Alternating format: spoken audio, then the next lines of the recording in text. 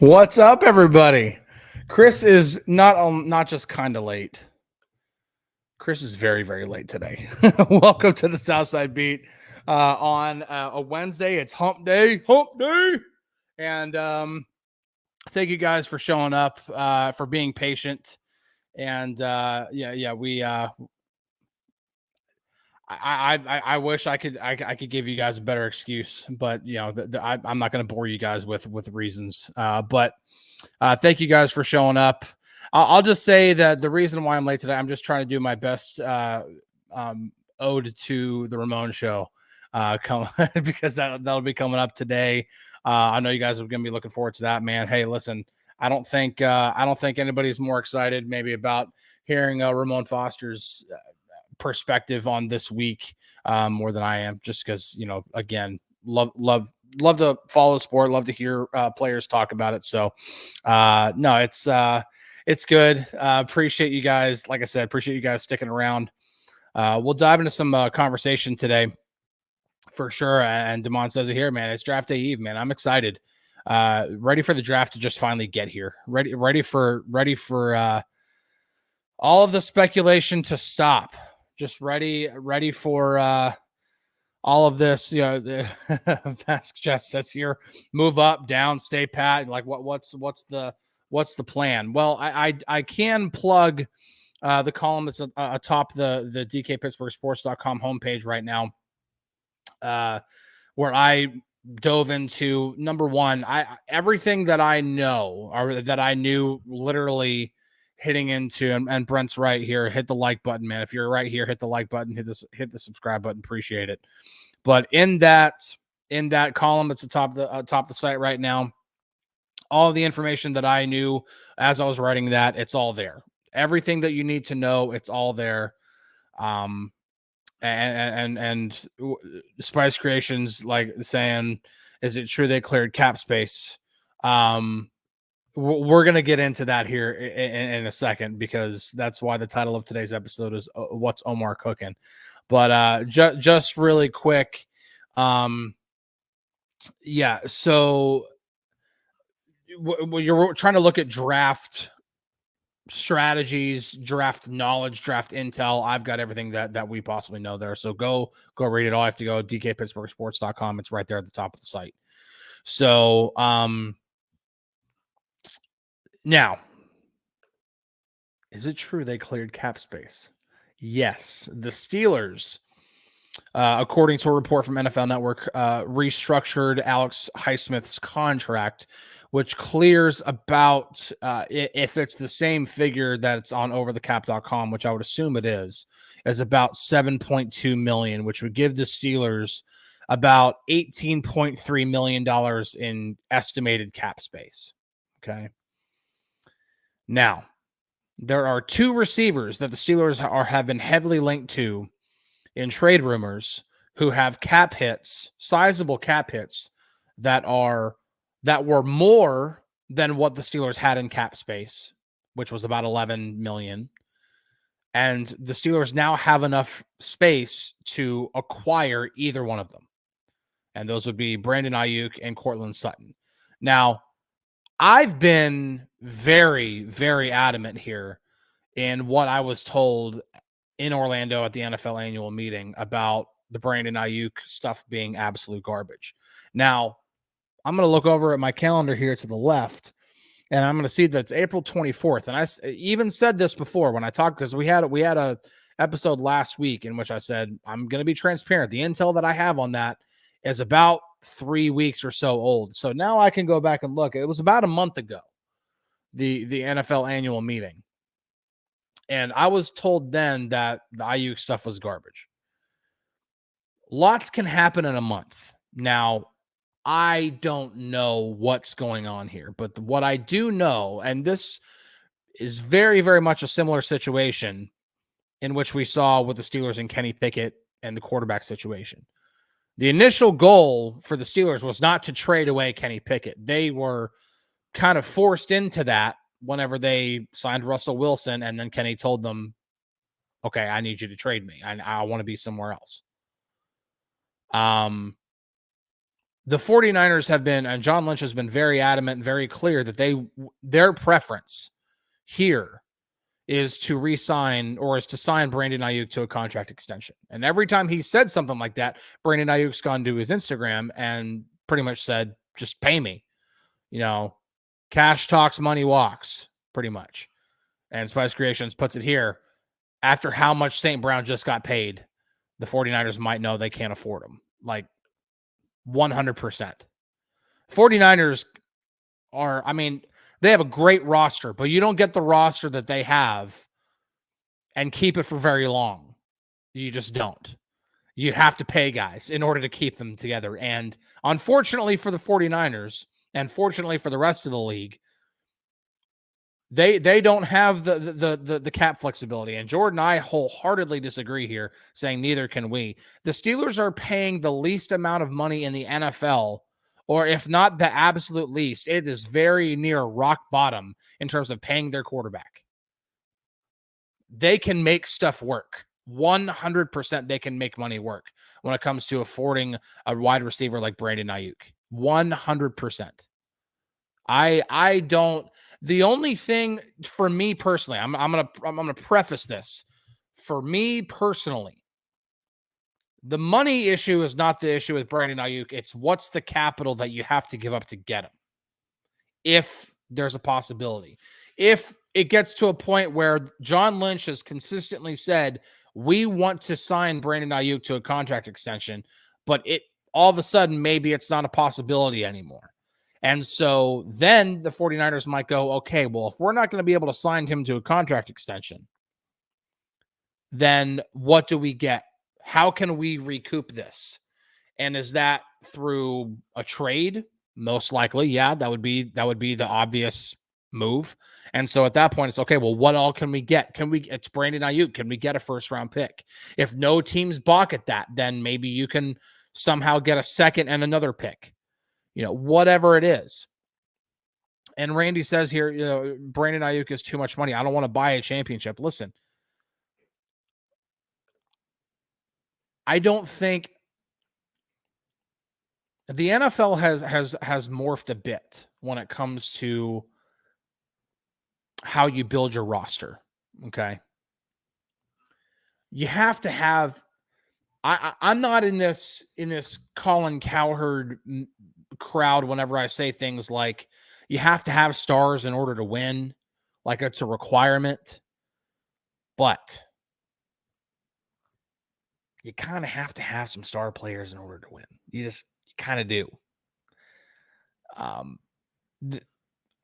Obviously, the position you'd rather have the star at, than any team would rather have a star at, is a quarterback. But what's one thing that can help make a quarterback a lot better? And that's supreme talent at receiver or supreme talent on the offensive line. And yeah, I do find that a bit interesting that, like, you take a championship however you can get it.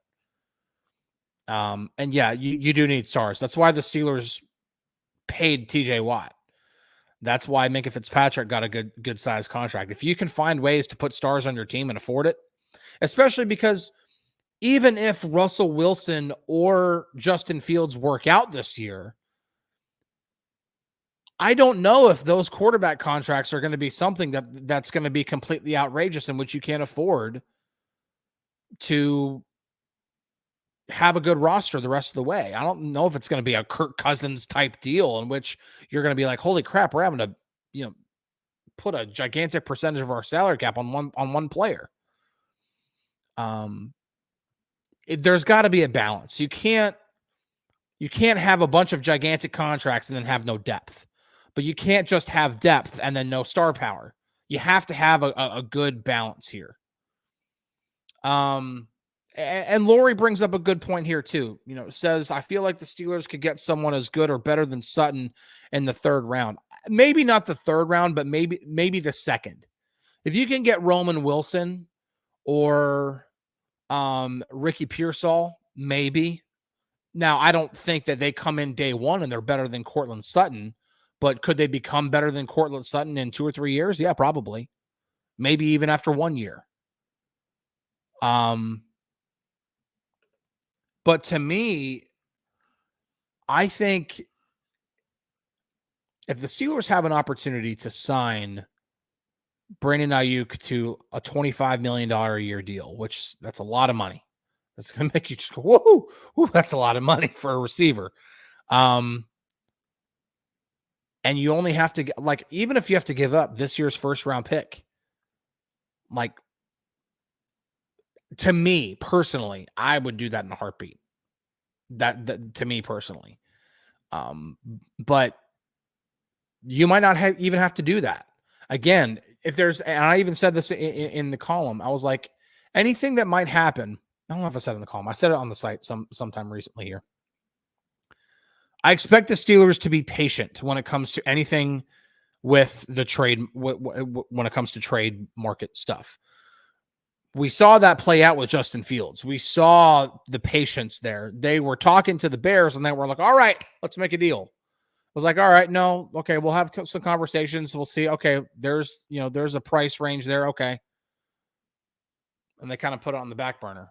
All right, well, let's see what else we can figure out.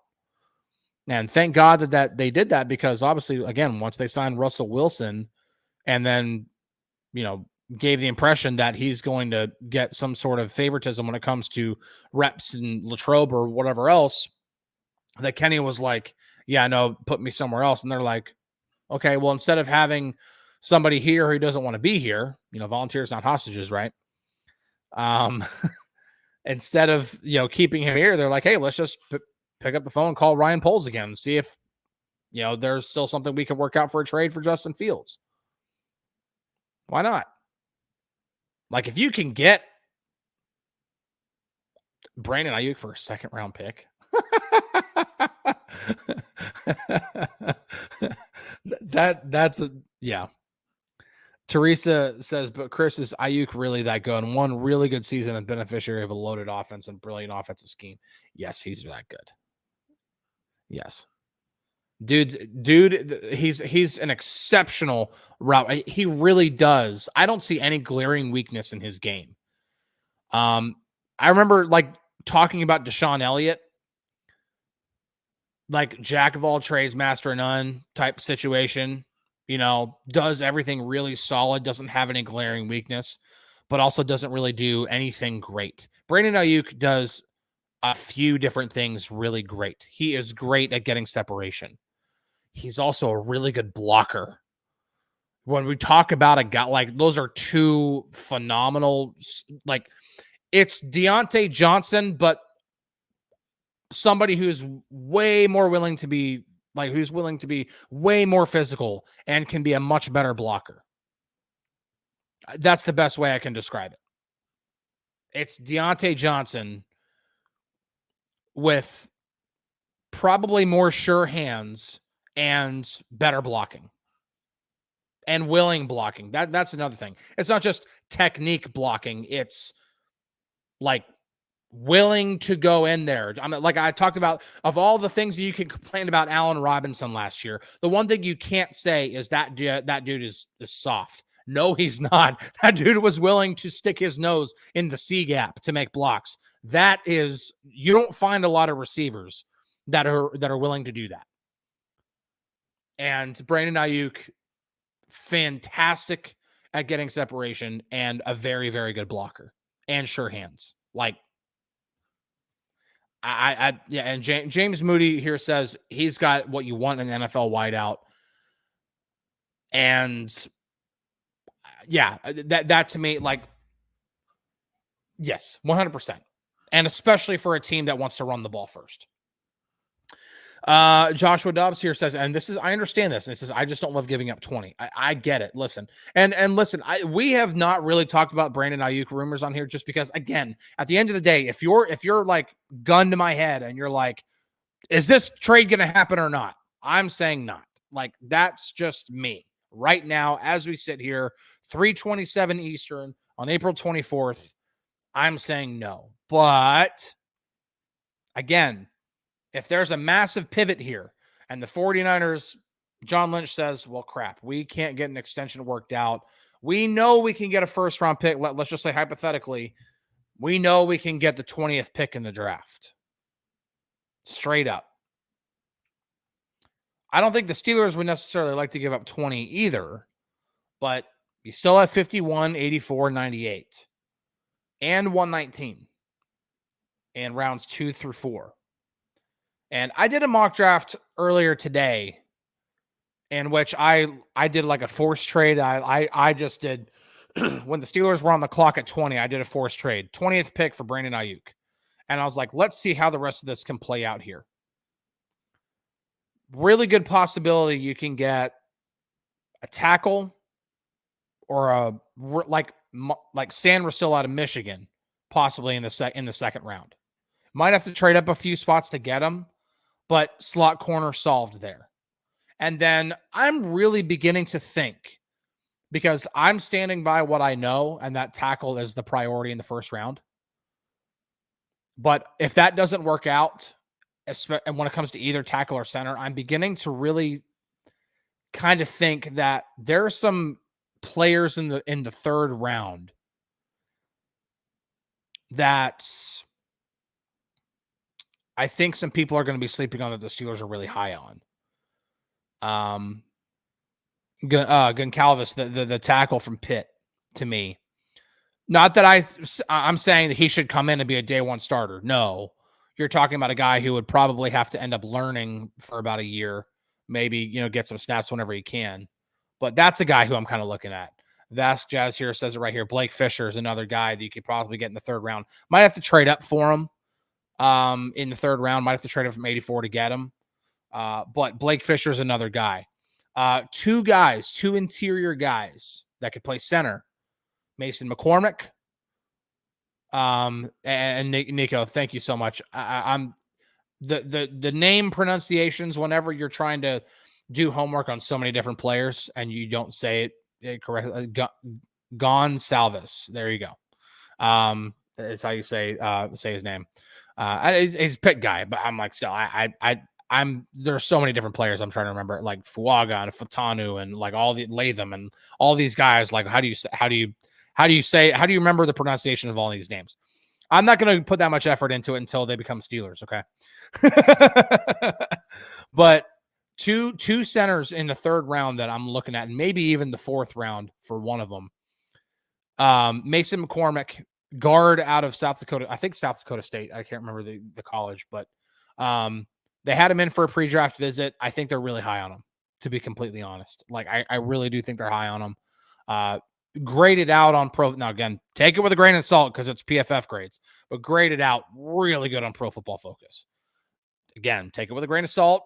Also take into account the competition he was facing, but the tape looks really good. And that's BS says he can actually play center. Yes, he can. If you go to Pro Football Focus and look at his snap counts, you will not see that there.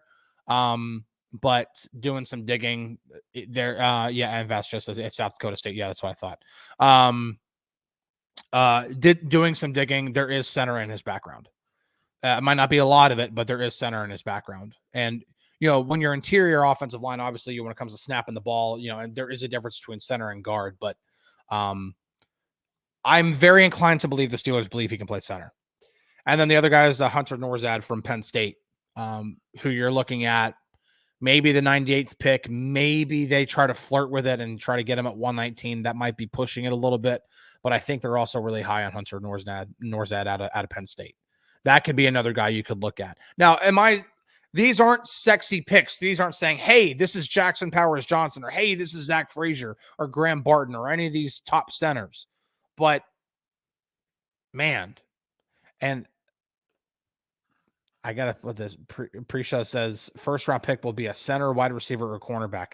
Go read my column on top the site at DKPittsburghSports.com. The priority is tackle. If there's no trade for Brandon Aiyuk, the priority is tackle. 100%. 100%. That's the priority. If they can get a tackle in the first round, they're going to get one. They're probably going to have to trade up to get one. To get one of the guys, because you start to kind of flirt with, I don't know, when you get to like Amarius Mims and Tyler Guyton and those guys. But when you're talking about the top five, Joe Alt, Fashanu, Fatanu, Fuaga, or Latham, those five guys, those five tackles, any one of those guys is worth a trade up for the Steelers, in my opinion. And I think the Steelers, especially with a couple of those guys, including Fuaga, those are like they probably have those guys on their board where they have a certain threshold or a certain comfort level with trading up to get them. Tackle is the priority. If the Steelers have their way here, again, ignoring anything when it comes to Brandon Aiyuk rumors, if they have their way, they're going to get a tackle in the first round. But you can't just go in and just say, okay, let me handcuff myself and be like, all right, we got to get a tackle no matter what. You can't do that either. Like, you can't just go in, because if they go into Thursday night and they don't get a tackle, you're going to come right back here and say, Chris, they didn't get a tackle. You don't know what you're talking about. Like, again, it depends on how the draft board falls. If all 5 of those tackles are gone and they couldn't do a trade up, but Graham Barton's sitting there at 20, you take Graham Barton. My gosh, take him. You do it. Like, it's not a thing in which I'm saying like, hey, it's tackle or bust. That's a different thing from saying their priority is tackle. You can have a priority, but sometimes your priority didn't work out. Kevin asks, why not Daniels for center? Because I have heard nothing to suggest that they are willing to move him to center. I think one time when Omar Khan was answering questions about center, he mentioned Daniels' name, but the name that typically comes up whenever he's going through that spiel, when he's going through GM speak in front of the media, is Nate Herbig. And I think anybody who really knows, like, they probably know they can do a little bit better for a starting center. Either that or they're just a lot higher on Nate Herbig than a lot of people are. I just don't think that I think they like having the guard tandem of Seumalo and Daniels. That's what I think. Stephen A. asked, do you think Barton will go before Jackson Powers Johnson? I do. I think Graham Barton's the first center off the board. I'd be shocked if it's not Graham Barton. Like I said, if those 5 tackles that I named are gone and Graham Barton's available at 20 and there's no trade for Brandon Aiyuk there, 100% I am drafting Graham Barton. Cooper DeJean might be the only other player that I would consider. But, I did a mock draft last week in which I painted, okay, here's a situation in which they take Cooper DeJean in the first round, and we saw how the rest of the draft board was falling. Now, granted, it's a mock draft simulator, so take it with a grain of salt, but, yeah.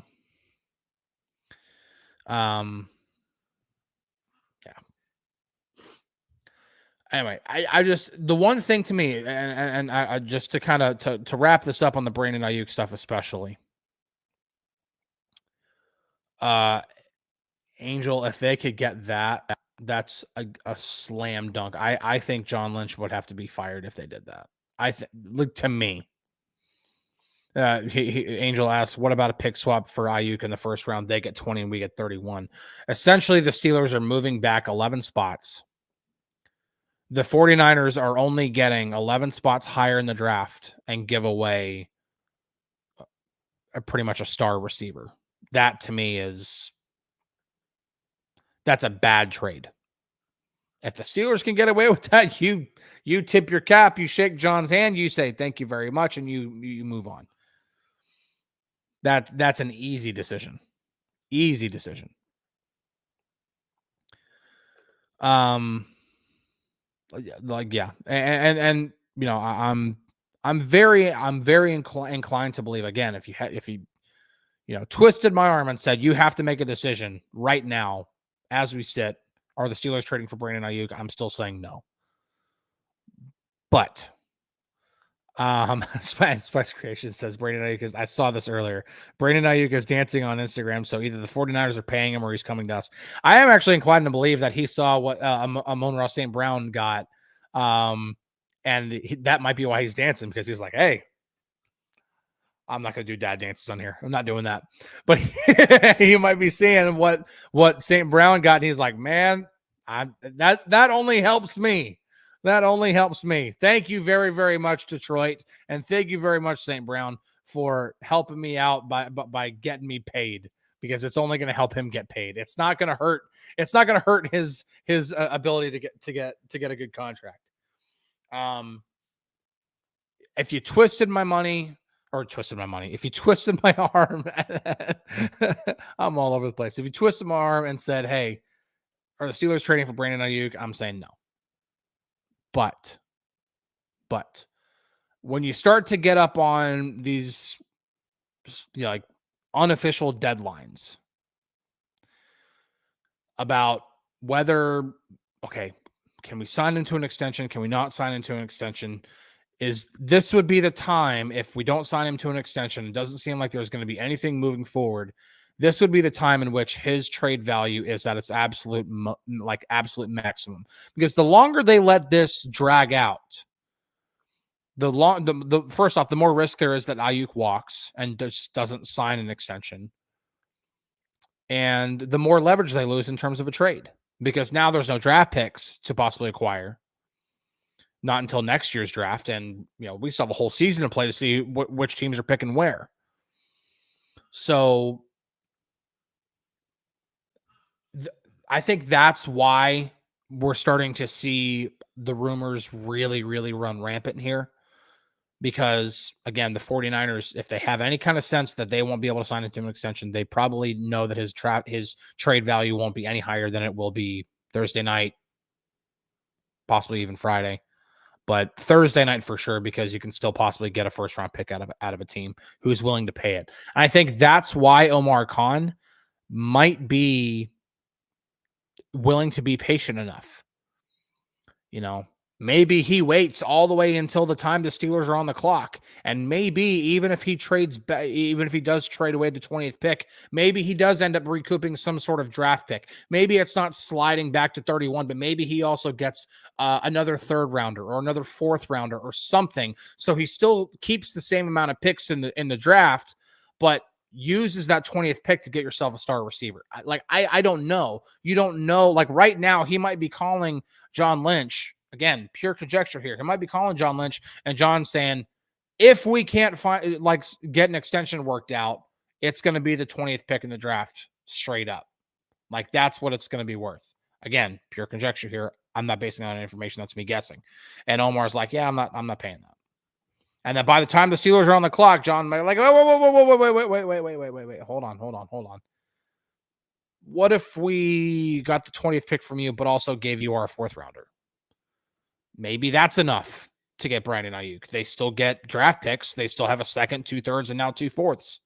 And like I said, there are some players to get in the third and fourth round. There are some players that I think the Steelers are high on in the third and fourth round at positions of need, at center, at tackle. So I don't know. Like I don't think a trade for Aiyuk happens, but I do find it interesting that the Steelers restructured Alex, because they didn't have to restructure Alex Highsmith ahead of the draft in order to make room for the draft picks, like to sign the draft picks.